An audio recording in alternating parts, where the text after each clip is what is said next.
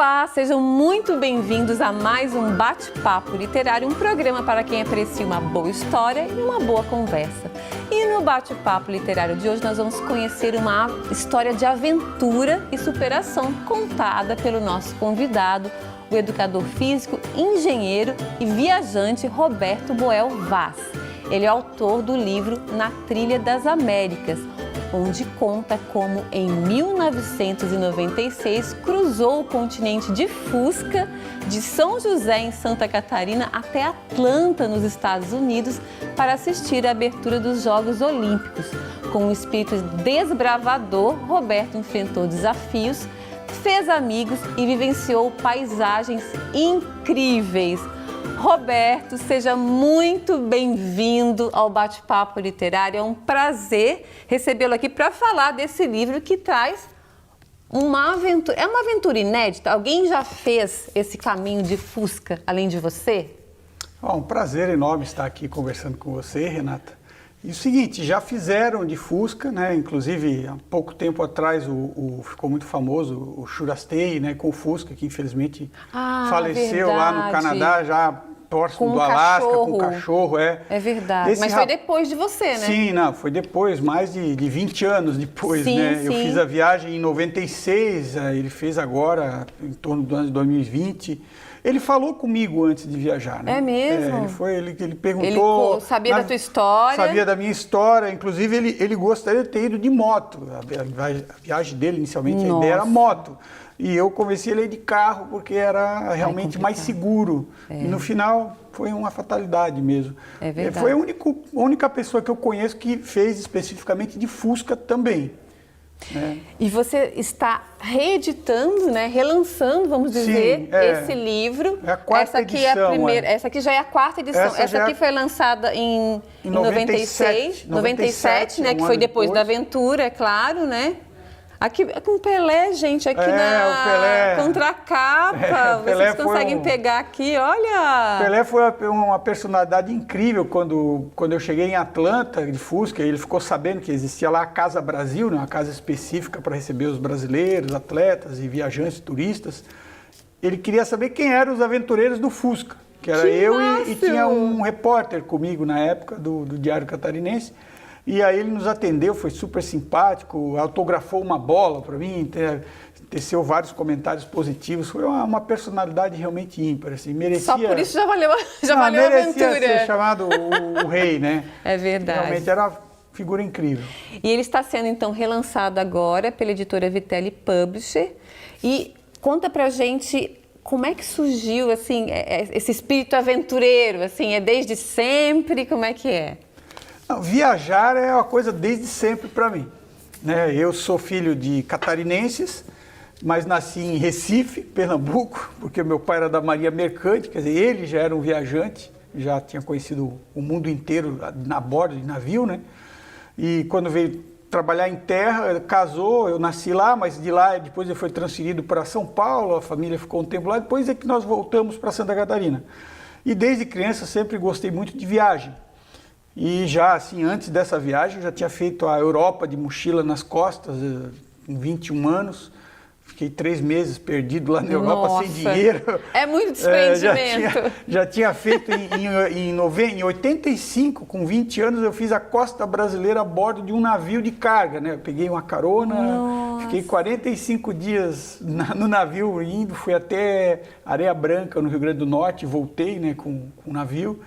E assim... Daí para frente vieram várias ideias, eu juntei as paixões do esporte, da viagem, né? E acabou saindo na Trilha das Américas, que foi aqui nas Américas, rumo a Atlanta. Pois é, conta pra gente então, a aventura começou, como eu falei ali na abertura, em São José e Santa Catarina, e você foi até Atlanta. Como é que foi a preparação para essa aventura e quanto tempo você levou para cruzar de Fusca, né, América do Sul, América Central e chegar até a América do Norte? A minha preparação, ela começou para a Copa do Mundo nos Estados Unidos, que foi em 94. Tá, eu me lembro dessa Copa. E eu não consegui fazer a viagem, nem de carro, nem de moto e nem de bicicleta, porque eu queria ir. Não deu. Aí eu dei um bypass ali de mais 2 anos e montei a estrutura para viajar para os Jogos, o centenário dos Jogos Olímpicos foi em Atlanta. E aí fiz toda uma pesquisa geopolítico-social para ver o que eu ia enfrentar durante esse trajeto. O detalhe é o seguinte, não existia o Waze, a internet estava nascendo, as coisas eram feitas com mapa e bússola e muita conversa. É outra história. É outro mundo. Então, assim, eu entrevistei, por exemplo, aqueles grupos típicos de música latina que ficavam tocando nas praças, lá em Florianópolis, tinha muito, né? Então, quando eu via um grupo daquele, os caras são bolivianos, eu ia lá, eles já andaram por aí, não, andamos a América inteira. Me dá as dicas, eu ia lá, anotava as dicas dos caras, eles me davam dicas fantásticas. É o mundo analógico ainda, Era né? o mundo analógico, exatamente. O mapa que eu tinha era um livro enorme chamado Atlas 2000. Sim. Ele tinha roteiros de ruas, estradas no mundo inteiro, e eu seguia por ele, né? E aí você começou por São José e como é que foi essa rota? Desci primeiro, fui a Uruguai, Montevidéu, Argentina, Buenos Aires, cruzei a Argentina em direção a Mendoza, depois Santiago, no Chile, e a partir de Santiago é que eu comecei a subir as Américas pela chamada carretera pan-americana, ou rodovia pan-americana, né, que é uma rodovia que liga o norte ao sul das Américas, sendo que o único trecho que ela não funciona, não tem estrada, é entre o norte da Colômbia e o sul do Panamá. Ali não tem estrada. E aí como é que você fez? Ali tem que colocar o carro na época num ferryboat, faz um trajeto ali de umas 6, 7 horas de viagem. E a aí, gente está vendo ali algumas imagens. Essa aí é Brasil, Chapada dos Guimarães, que muito lindo, legal. gente. Entrada da Chapada dos Guimarães, né, são as fotos aqui no Brasil. O Brasil é muito fantástico. É muito o Vale lindo, da né? Lua, no deserto de Atacama, né, um local simplesmente assim, fora da imagem do planeta, né? Parece que está em outro planeta ali naquela região. Olha só que Aí lindo. é na Venezuela, La Gran Sabana, que é uma região de parque muito bonita também, já fronteira com o Brasil, lá em cima, Roraima. Aí é Atlanta, né? Uma foto bem linda, clássica de um prédio que representa bem o conceito norte-americano, né? Sim, que legal. A gente vai fazer um pequeno intervalo e na volta, claro, falar um pouquinho mais do livro. Eu quero saber dos desafios, os maiores desafios são muitos. dessa aventura. Não saiam daí que a gente volta já já.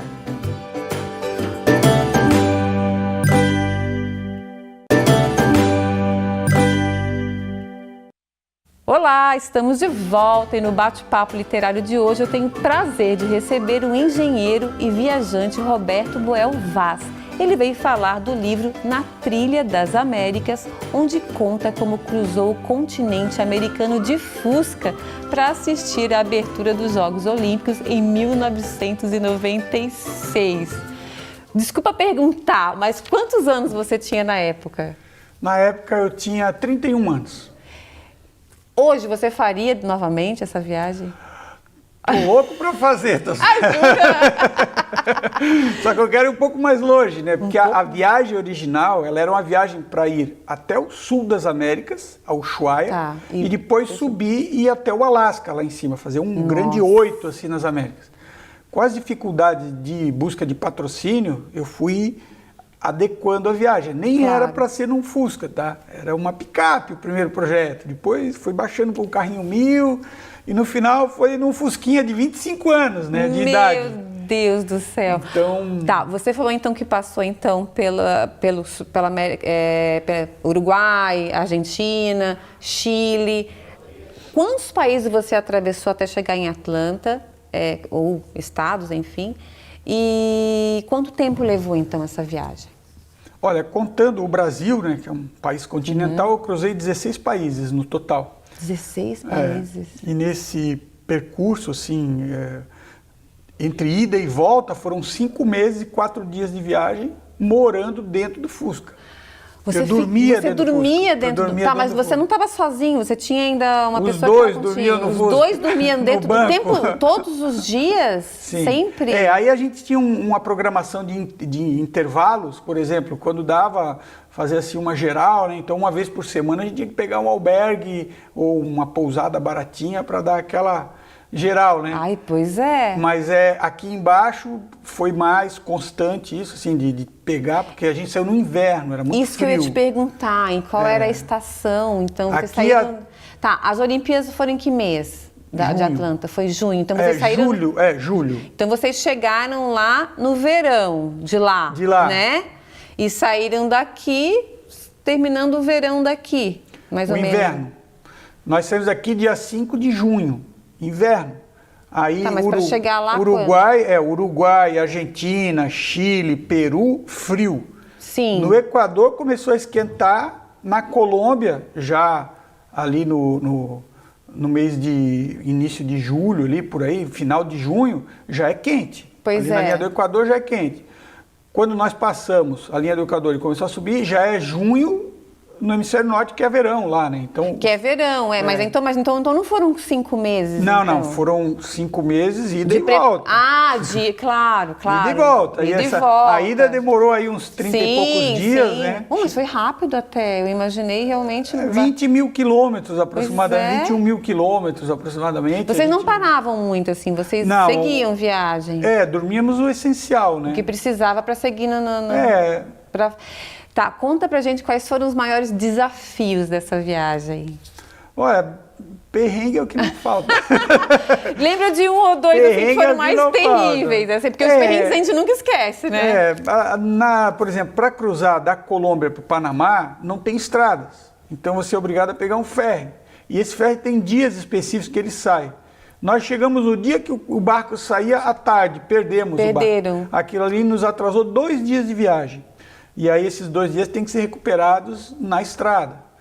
Aí seguimos viagem, né? Pegamos o ferry 2 dias depois, ele percorre ali um trajeto no Mar do Caribe, deixa a gente lá no Panamá em cidade de Colombo, no lado do Atlântico, a gente cruza para o lado do Pacífico, são só 80 quilômetros de um oceano ao outro ali. É verdade. Aí na cidade do Panamá você continua a subida na rodovia Pan-Americana.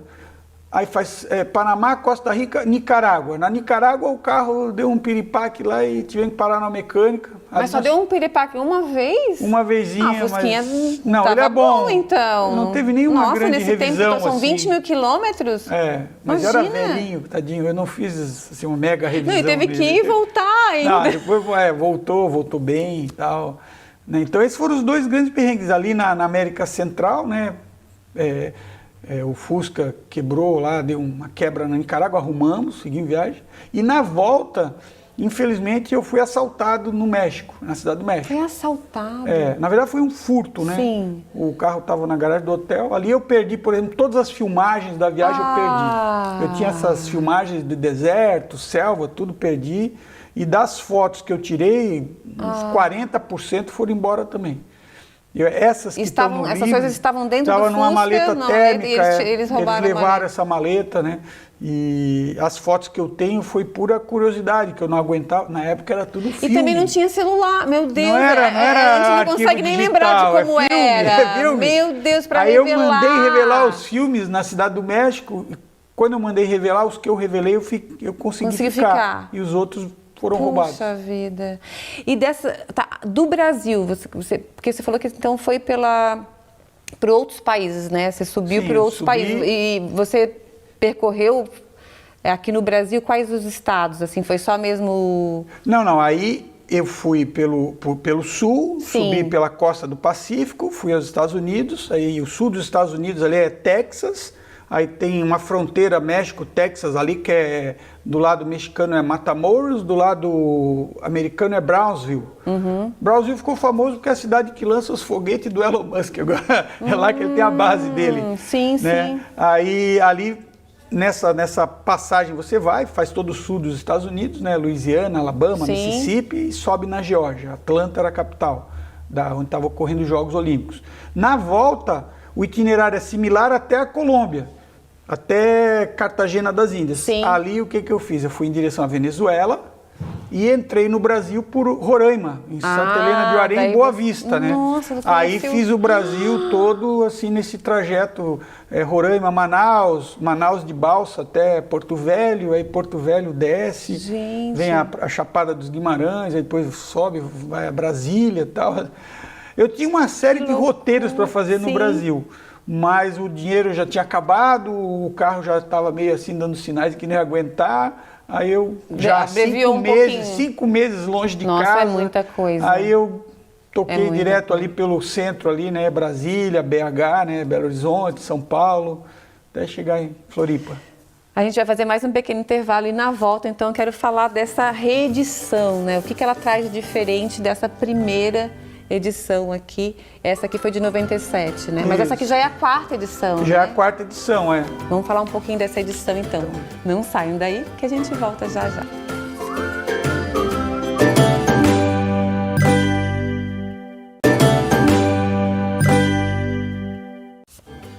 Olá, estamos de volta e no bate-papo literário de hoje eu tenho o prazer de receber o engenheiro e viajante Roberto Boel Vaz.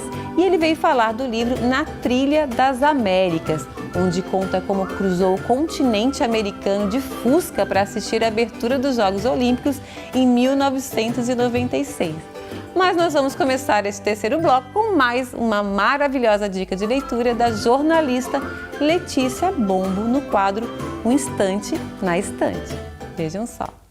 Oi, eu sou a jornalista Letícia Bombo e hoje a gente vai falar sobre o livro Na Trilha das Américas, de Roberto Boel Vaz, da editora Vitelli Publisher.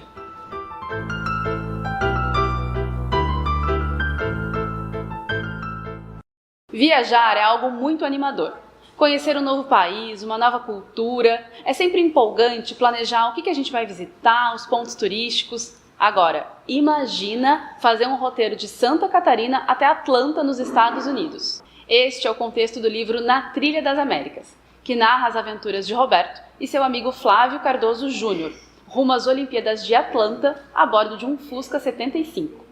O ano era 96. E os companheiros de viagem atravessaram a América do Sul, a América Central e a América do Norte rumo a Atlanta, nos Estados Unidos.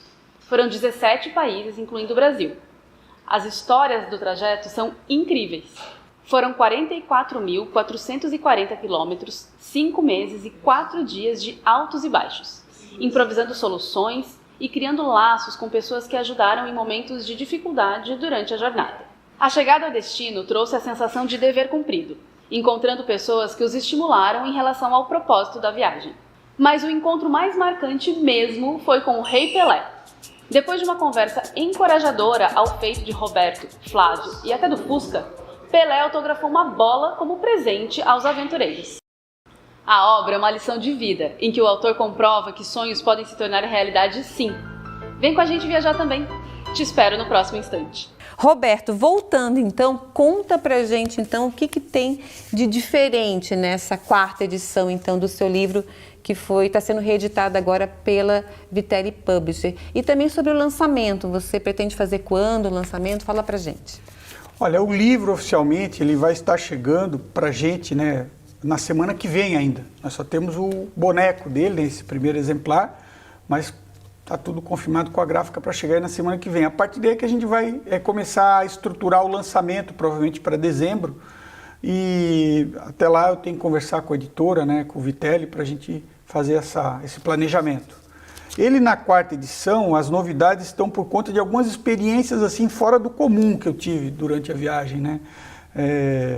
São, como é que eu classificaria? Experiências parapsíquicas, vamos dizer assim. Olha! Eu tive algumas experiências, inclusive, com a presença do Flávio, que era o parceiro de viagem, onde realmente, assim, é bem fora do normal, vamos dizer assim, do cotidiano, né? Conta pra gente brevemente, assim, sobre o... Olha, teve um momento na viagem que está relatado no primeiro livro, vai estar no segundo também, nessa nova edição, mas aí eu botei mais outros, né? Mas nesse primeiro, teve um momento que eu estava dormindo do lado dele, a gente dirigindo o carro lá no México, e ele à noite, e eu simplesmente saí do meu corpo e fui na frente do carro, assim, flutuando na estrada.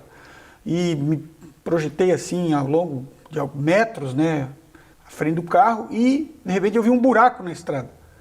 Aí, quando eu vi o buraco, eu imaginei o carro que vinha atrás e logo levei aquele susto, o carro vai cair no buraco e levantei do banco, né, daquele que acorda assim no pesadelo, sim, já gritando pro Flávio, né, que era o parceiro, dizendo, ó, cara, para que tem um buraco aí na frente. Aí ele olhou para mim e disse, não, cara, tu tava dormindo aqui do meu lado e tal, não, é verdade, naquela discussão, ele disse, não tem buraco, ele falou, buraco é o carro, pá, caiu no buraco. Aí realmente caiu, não deu tempo não deu tempo. De e evitar. Aí ele ficou assim assustado, já parou o carro, eram umas 2, 3 horas da madrugada, assim, cara, E agora, assim, não, vamos ver se quebrou alguma coisa, vamos voltar lá porque eu quero ver o buraco. É esse aí mesmo que eu vi, é bem esse, é a cara dele. Gente, que loucura. Aí, dali pra frente, eu não dormi, ele não dormia, a gente ficou conversando, eu disse, cara, tu tá dirigindo esse carro há 2, 3 horas, quantos buracos tu pegou nessa estrada? Eu disse, nenhum, essa estrada é perfeita, asfaltada, asfalto novo. Vamos ver quantos a gente vai pegar aí pra frente. Andamos mais de 100 quilômetros, não pegou nenhum buraco. Também. Era o único buraco, uns 200 quilômetros de estrada. E ele disse, inacreditável, cara, como é que tu pôde acertar o momento? Eu disse, olha, essas coisas acontecem, te prepara, porque... E aí outros fenômenos nesse mesmo estilo aconteceram, né? Uma curiosidade que eu tenho, você tem como dizer quais os lugares mais bonitos que vocês passaram? Ou são tantos que não dá para dizer? Cada lugar tem a sua beleza típica, né? Eu, particularmente, gostei muito da Costa Rica. É um país muito legal, muito bacana. Não é só a beleza natural, que é fantástica, mas o jeito do povo, a forma como o país administra os seus recursos naturais. Foi um país que me agradou muito, assim. Tem praias incríveis. O México, apesar de, como eu falei, ter sido assaltado no México, é um país lindo também. Tem belezas incríveis, tem uma história milenar. Né, um povo muito bacana também. Então, assim, aqui nas Américas eu gostei muito do deserto de Atacama, no norte do Chile. É muito diferente do que a gente costuma ter aqui, né, como meio ambiente. Então, assim, cada lugar tem uma característica específica, com uma beleza natural ali, né? Ô Roberto, e uma viagem dessa transforma, né? O que te transforma, o que transformou em você por meio dessa viagem e das outras também, né? Porque você tem uma bagagem de viagem aí bem grande, né? Eu sempre digo que quando a gente sai para viajar, a gente faz 2 viagens, né? É uma por fora e outra por dentro. É verdade. Você sai de um jeito e nunca volta do mesmo jeito, porque é aquilo que você incorpora ao longo da viagem, aquilo te transforma. E, assim, o principal para mim é o contato com as pessoas. Porque você começa a ver que realmente, assim, gente é gente em qualquer lugar do planeta. Pode ser branco, ser preto, ter olho puxado, olho redondo, ser assim, ser assado, mas a natureza humana, isso aí envolve desde as carências mais básicas até o comportamento social, eles são muito similares. Muda as características de uma cultura para outra. Mas isso que eu te perguntar, mesmo com cultura diferente, você acha que ainda assim são similares? Sim. As inquietudes humanas são todas... Universais, são universais, exatamente, né? É uma coisa assim que você senta para conversar com um colombiano, aí vai falar de assuntos, o futebol, a comida, as mulheres, os homens, as relações sociais que existem, é tudo muito parecido, né? E quando você vê os perrengues do dia a dia, desculpa, eu tenho que trabalhar agora, né? Não tem tempo, tá? Então é tudo bem parecido. E vocês tiveram a oportunidade de ter contato com muitas pessoas, porque vocês viajaram sozinhos, né? Sim, e a muitas eu agradeço sempre, porque nos ajudaram, o patrocínio foi complicadíssimo, não tinha patrocínio na época, e muitas pessoas realmente foram, assim, essenciais para que a viagem chegasse no final. E é essa coisa do ser humano ajudando o ser humano que é bacana. Você vê que, assim, apesar do que a gente escuta na mídia, tem muito mais gente boa no mundo do que gente ruim. Que bom, né? Tem muito mais gente boa. É uma viagem para conhecer lugares e pessoas. E a gente está finalizando, mas como é que foi lá em Atlanta, finalizando aqui o nosso papo? Valeu a pena, então? Não, super valeu a pena, né? Encontrei o Pelé. Encontrou o Pelé, gente, é verdade. Bola. O Pelé assinou uma bola que depois me roubaram no México a bola. Aí depois eu fui para Copa do Mundo da França em 98, encontrei o Pelé de novo. Aí eu disse, Pelé, aquela bola que tu me assinou, roubaram. Mas eu trouxe outra, assina aí pra mim. Mas aí ele assinou outra bola e essa eu tenho comigo ainda. Que maravilha. Olha, eu quero desejar muito sucesso. Delícia, né? Ler sobre aventuras de viagem. Acho que não tem leitura mais gostosa e leve. Parabéns pelos empreendimentos aí, pelas aventuras e espero que venham muitas outras por aí. Estamos aí investindo. Tá bom, então. Obrigada. Eu conversei hoje com o engenheiro e viajante Roberto Boel Vaz. Mas antes de terminar o programa, eu quero fazer um agradecimento especial aos parceiros do Bate-Papo Literário. Eu quero agradecer ao Estúdio Morgana Anacleto, especializado em sobrancelhas e beleza, a Academia Toia, que há 44 anos mantém o nosso corpo em movimento, a editora Vitelli Publishing, que ajuda a escrever a história de quem escreve suas histórias, e a Código Kid, uma escola de programação que capacita crianças e adolescentes para os desafios do futuro. E o Bate-Papo Literário está no ar aqui na UniTV SC, mas você também pode assistir o programa pelo canal no YouTube chamado Bate-Papo Literário com Renata Dalbó. Vá lá e inscreva-se. Muito obrigada pela companhia de vocês e espero todos novamente no nosso próximo Bate-Papo Literário. Até lá!